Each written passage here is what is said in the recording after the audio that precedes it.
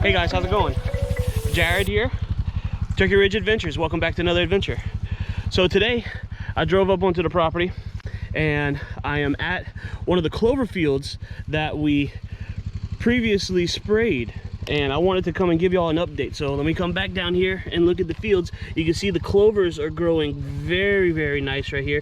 There's a couple of grass that are still growing, but it looks like the herbicide treatment that we did, I would say we did this probably about 3 to 4 weeks ago. Yeah, I'd say about 3 to 4 weeks ago. And it looks like it did a really, really good job. Like I said, I didn't grab everything because if you come down here, look, this is some grasses that are growing right here in and amongst the clovers, but the clovers look really, really good. They're coming up through very nice. They look very lush. The only thing, I don't really see that much browse on the clovers just yet, but that's really hard to see, especially when they come up thick like this. So we'll keep y'all posted, we'll keep y'all updated, but if you just walk through the field here, you can see that it's getting pretty thick. I expect the clovers to really shoot up and get bigger within the next couple weeks coming up, especially when springtime is really coming up. This is about the middle of March right now. January, February, March. Yeah, March, middle of March. So I expect the clovers to grow a little bit more the next coming weeks, and hopefully this will be a really, really nice thick clover field for the deer. And I guess I'll bring y'all back whenever we get to that second field, see how that field looks. Catch y'all later.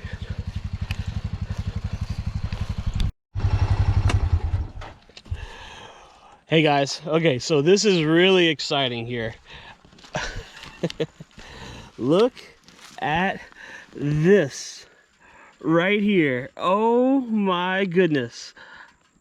If I'm not mistaken, I just showed a clip of me back at the camp after we did all the soil samples of one side of Odin, just the FARC, right?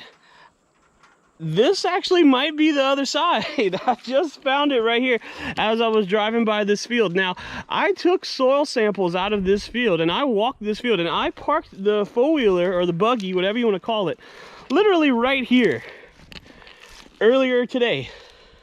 Actually, no, yesterday. I did this field yesterday. And I didn't see that shed. I mean, it's 10 yards. I think I would have maybe spotted it. But I just found this shed. This is awesome. So I don't know if he would have shed it last night. I don't see any blood on here. I don't see any signs of like how fresh. It feels pretty dry to me. I don't know how to tell if it's fresh or not. But I'm gonna kind of look around in the area to see if maybe there's a matching side, because I don't know for sure if this is Odin's other side. The field that I found, or where I found Odin's other side, which would be his left side, this would be the right side. The left side is just down this trail right here, probably about, I don't know, maybe 300 yards down this trail is where I found the first side. And if this is the second side, it's right here. So I'm gonna go ahead and look around this field. This is really cool. And see if I could find maybe the matching set, because I don't, like I said, I don't know for sure which deer this came off of, so stay tuned. All right, hey guys, so I just kind of looked around this area. I don't see any more sheds.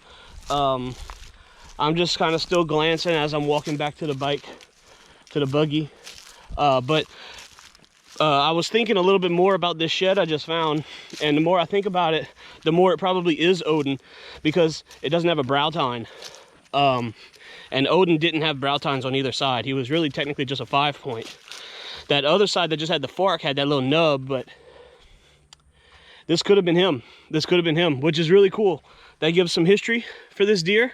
And if it is him, hey, I don't know. He's going to be #1 on the hit list. Making some history. Okay, hey guys, so I wanted to show y'all kind of a little bit of an overview picture of where I found those sheds exactly. So these green areas right here that you see highlighted, these are fields that we planted. They got a few of them scattered around the property, and this red line is the border line of our property. That first shed in the last episode that was the soil samples we found in this little field right here. When we was getting the soil samples, the shed was in the middle of the field. And then in this episode, when I drove by the buggy and got out and walked around and found the shed, the second shed, it was right here in this field right here.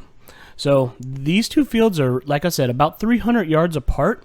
And this only shows a small area of where this deer was traveling at. As you can see right here, this is some pine trees, pine plantation, and in the middle right here we got a couple creeks that come from different locations, all funneling down to like this central spot right here, and then keeps going off of the property.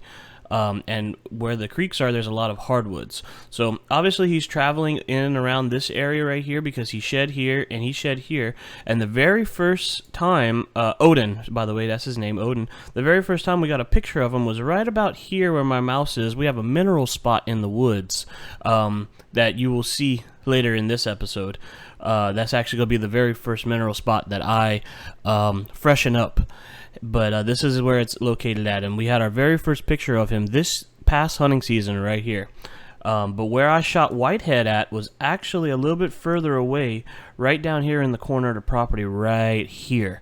So where I filmed whitehead and where I filmed Odin was right here in the corner of the property. So he's traveling, you know, a good bit of area right here.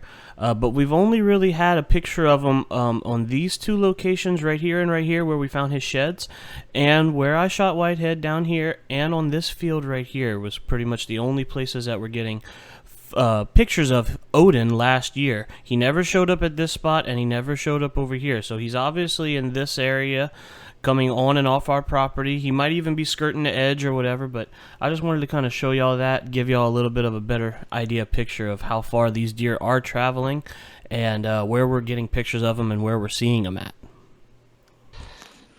All right, guys, so here we are at the second clover field that we got on the property. This field we call the gorilla stand, or the gorilla field. We used to have a tripod with a big gorilla ghillie blind thing on top of it, and so we just called it the gorilla, and it's been named this ever since. But this is one of the fields that we sprayed, and I just want to come down here and show y'all. My shadow is kind of messing it up a little bit, but let's come down right here, and you can see the clovers are starting to grow really nice. Clovers are looking great. There is still a couple of grass blades that are growing, some other stuff that's growing that we don't necessarily want in here, but like those right there. But this field is looking pretty good. It's looking pretty green, and it's a little bit more lush. A lot more has grown since, I think it's been about 3 or 4 weeks since we sprayed. So but if you come right here, clovers are doing very, very well right here. This is fantastic. So we want this to keep growing. We want it to keep looking like this. I'll probably come back here in another couple weeks and spray it one more time, or I might even spray it again while I'm up here. I haven't decided yet. But yeah, this is an update of this clover field. It's looking fantastic. This will give some really good browse and nutrition for the deer. They don't crave clovers all the time, but when they do, it's good for them to have it. And then look at this deer track right here. Oh goodness, going right to where the buggy is. So, and we're back. Did you guys miss me? I missed y'all. So today what we're going to be doing, along with checking up on the clover fields, we got a couple mineral spots. I just heard some turkeys. It's turkey season. Turkey season opened about 4 or 5 days ago. So anyway, this right here used to be a salt lick spot for the deer, but it has turned into a watering hole for the hogs. So we started over here making a mineral spot. So what we're going to do is we're going to kind of scrape the ground a little bit with our feet here, try to get some of these leaves off.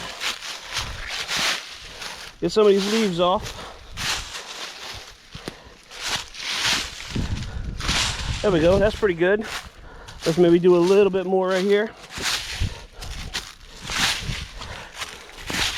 All right, that's looking better. And what we've been doing is we've been making our own minerals. Well, I don't want to say we're making our own minerals. That sounds, I don't know, that sounds like we're smart or something, that we know what we're doing, but we really don't know exactly what we're doing. But in this bucket, if I can open it, has some pre-mixed mineral stuff that we did. And all we do is just take a couple scoops and just sprinkle it on the ground right here. What this will do is the minerals will soak into the ground, and the deer will come and lick the minerals and eat the dirt a little bit and eat the minerals. So what we got mixed in this mixture is some Dical, salt, something like Big 5 mineral blend or something like that.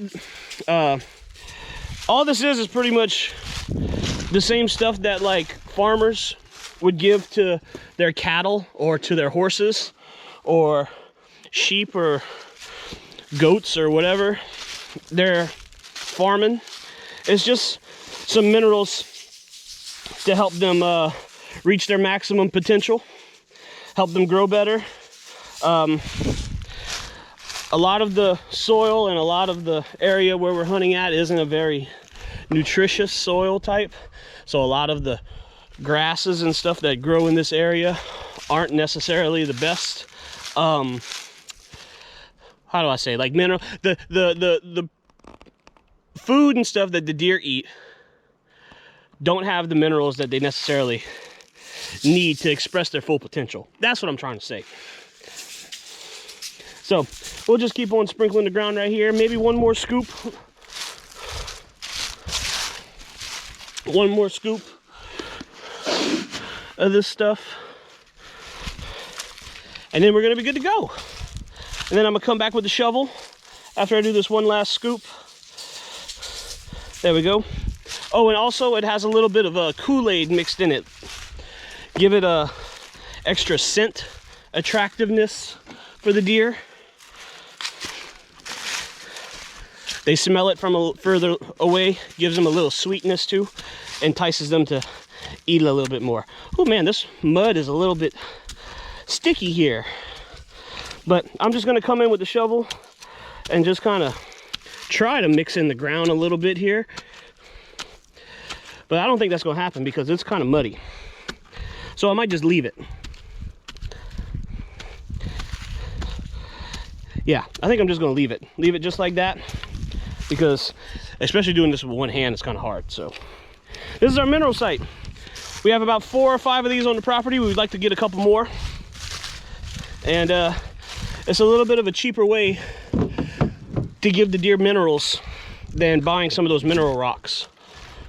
So we just mix it ourselves, put them in these buckets, and then every couple months or so we'll come out and pour a little bit more out there for them. So hopefully it'll grow bigger antlers, have healthier fawns, and healthier deer in general. So on to the next site. So here we at, another mineral site. And I was thinking about it driving from the last one to this one when I was talking about how farmers feed their cattle and their horses and stuff like that. The word I was looking for was livestock. That's the word I was looking for. Same general purpose of minerals that you would feed your livestock with. So this is mineral site number 2. In fact, actually, this is the mineral site where we got our first pictures of whitehead this year, which was pretty exciting.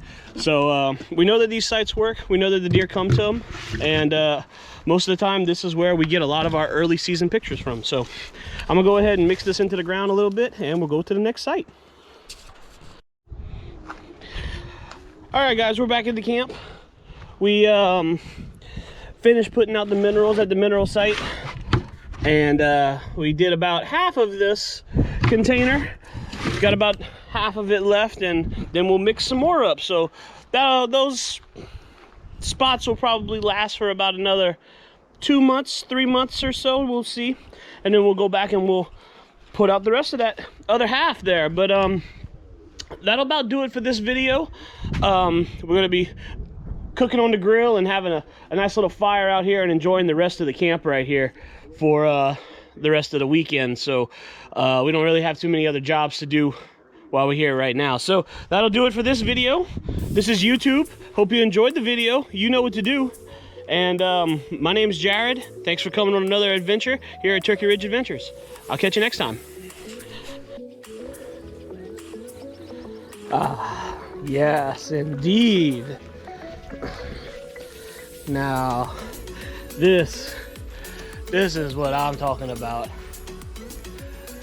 We're gonna sit here and enjoy us a nice little fire with a beautiful sunset and enjoy the camp. Oh yeah.